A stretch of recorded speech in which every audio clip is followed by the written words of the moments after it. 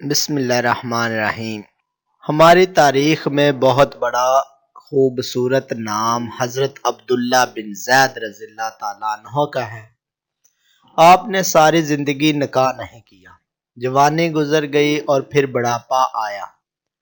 ایک دن بیٹھے حدیث مبارکہ پڑھ رہے تھے تو اس میں حضور نبی کریم صلی اللہ علیہ وآلہ وسلم کا فرمان پڑھا، جس کا مفہوم یہ تھا کہ جنت میں کوئی اکیلا نہیں ہوگا۔ جو نکاح کی عمر میں نہیں پہنچا یا پہنچا بھی تو کسی وجہ سے نکاح نہیں ہوا اور وہ مسلمان ہی مرا تو اللہ تعالیٰ مردوں اور عورتوں کا جنت میں آپس میں نکاح کر دے گا۔ انہوں نے جب یہ حدیث پاک پڑھی تو دل میں خیال آیا کہ یہاں تو میں نے نکاح نہیں کیا تو جنت میں ہونا ہی ہونا ہے، تو جنت میں میری بیوی کون ہوگی؟ یہ سوچ کر دعا کی کہ یا اللہ مجھے دکھا تو صحیح جنت میں میری بیوی کون ہوگی۔ پہلی رات دعا قبول نہیں ہوئی، دوسری رات بھی دعا قبول نہیں ہوئی، مگر تیسری رات دعا قبول ہو گئی۔ خواب میں کیا دیکھتے ہیں کہ ایک کالے رنگ کی عورت ہے، حضرت بلال حبشی رضی اللہ تعالیٰ عنہ کے دیس حبشہ کی رہنے والی، اور وہ کیا کہتی ہے کہ میں میمونہ ولید ہوں اور میں بصرہ میں رہتی ہوں۔ ان کو پتہ لگ گیا اور آنکھیں کھل گئی۔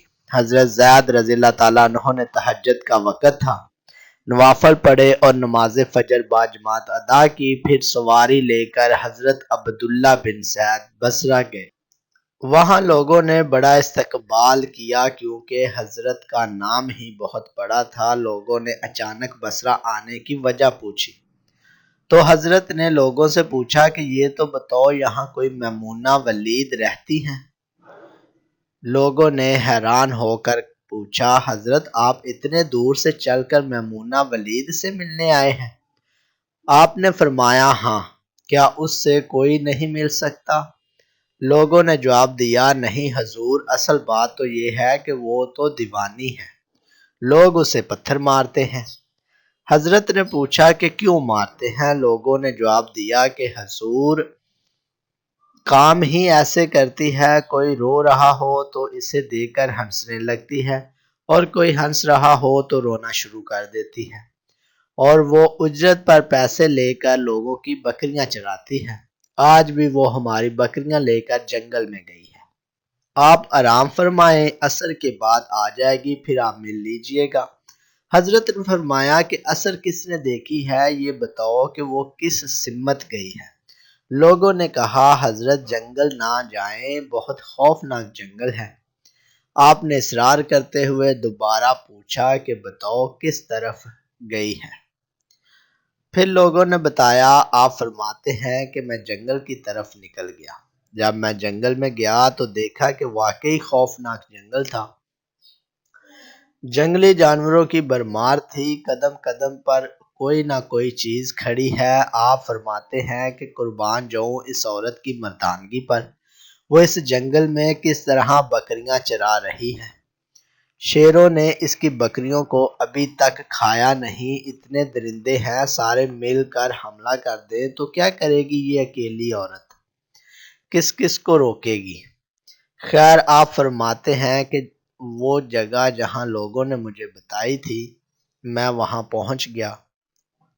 جب میں وہاں پہنچا تو منظر دیکھ کر میں حیران رہ گیا، اور وہاں دو حیران کر دینے والے منظر تھے۔ پہلا یہ کہ میمونہ ولید بکریاں نہیں چرا رہی تھی، بلکہ اس جنگل میں جائے نماز بچھا کر نوافل پڑھ رہی تھی۔ بکریاں چرانا تو ایک بہانہ تھا دنیا سے کنارہ کشی کا۔ لوگ یہی سمجھتے تھے کہ میمونہ سارا دن بکریاں چراتی ہے، لیکن میمونہ بکریاں نہیں چرا رہی تھی۔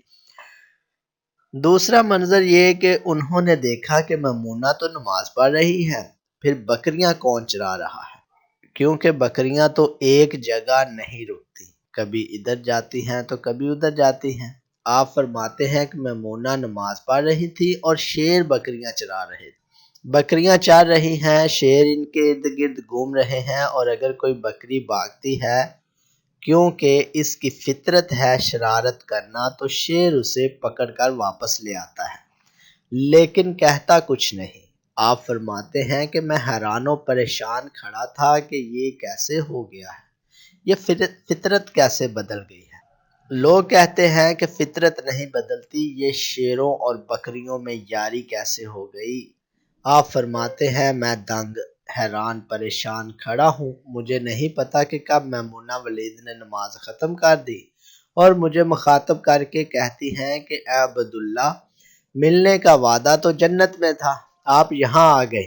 آپ فرماتے ہیں کہ میں اس کی یہ بات سن کر حیران رہ گیا، کیونکہ اس سے پہلے تو ملاقات بھی نہیں ہوئی، تو حضرت میمونہ ولید کو میرا نام کیسے پتہ چل گیا۔ تو آپ فرماتے ہیں کہ میں نے حضرت میمونہ ولید سے سوال کیا، اس سے پہلے ہم ملے نہیں، ملاقات نہیں ہوئی ہماری، تو میرا نام کیسے پتہ چلا آپ کو؟ تو جواب کیا ملا؟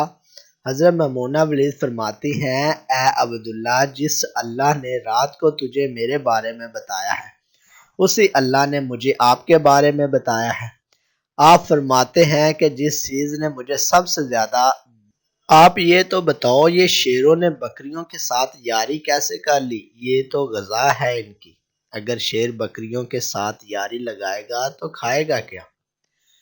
یہ معاملہ کیسے ہو گیا؟ تو حضرت میمونہ ولید فرماتی ہیں جب سے میں نے رب سے صلح کر لی ہے، اس دن سے ان شیروں نے بھی میری بکریوں کے ساتھ صلح کر لی ہے۔